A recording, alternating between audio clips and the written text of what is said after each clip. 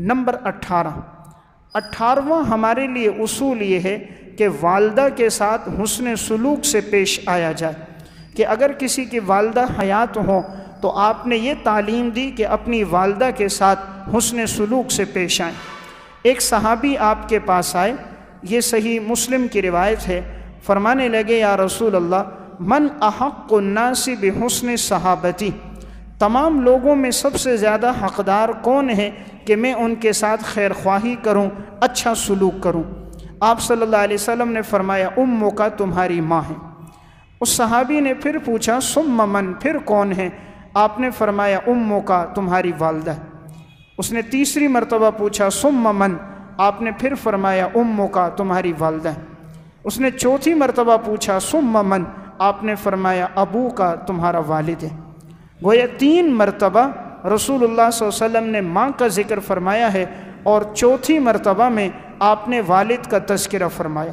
اس کی وجہ یہ ہے کہ ماں جو تکلیفیں برداشت کرتی ہیں وہ باپ کی بنسبت 3 گنا زیادہ تکلیفیں برداشت کرتی ہیں، اس لیے اس کا حق 3 گنا زیادہ ہے۔ قرآن کریم سورہ لقمان میں اللہ رب العزت نے اس کا تذکرہ فرمایا وَوَصَّيْنَا الْإِنسَانَ بِوَالِدَيْنِ، ہم نے انسان کو وصیت کی کہ اپنے والدین سے اچھا سلوک کرو، خصوصاً اپنی والدہ سے، حملتہ امہ وہناً، کہ جس نے تمہیں اپنے پیٹ میں اٹھایا بوجھ کی صورت میں، علی وہن، بوجھ در بوجھ، وفصالہ فی عامین، اور تمہیں دودھ پلایا 2 سال تک، 2 سال کے بعد تمہارا دودھ چھوڑایا، انشکر لی ولوالدیک، میرا بھی شکر ادا کرو اور اپنے والدین کا بھی شکر ادا کرو۔ تو یہاں ماں کے 3 حق قرآن نے بیان کیے۔ نمبر 1، ماں بچے کو 9 مہینے تک، 10 مہینے تک اپنے پیٹ میں اٹھاتی ہے۔ نمبر 2، وضع حمل کی تکلیف برداشت کرتی ہے۔ اور نمبر 3، 2 سال کم و بیش اپنے بچے کو دودھ پلاتی ہے۔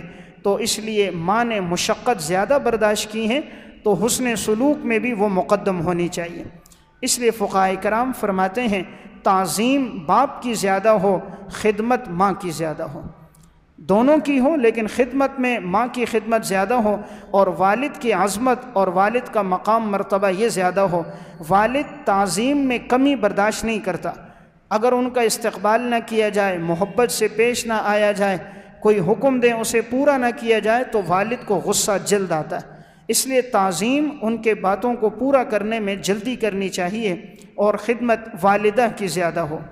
یہ ہمارے سامنے 18واں گویا کہ اصول آیا کہ والدہ کے ساتھ حسن سلوک کیا جائے، نافرمانی سے بچا جائے۔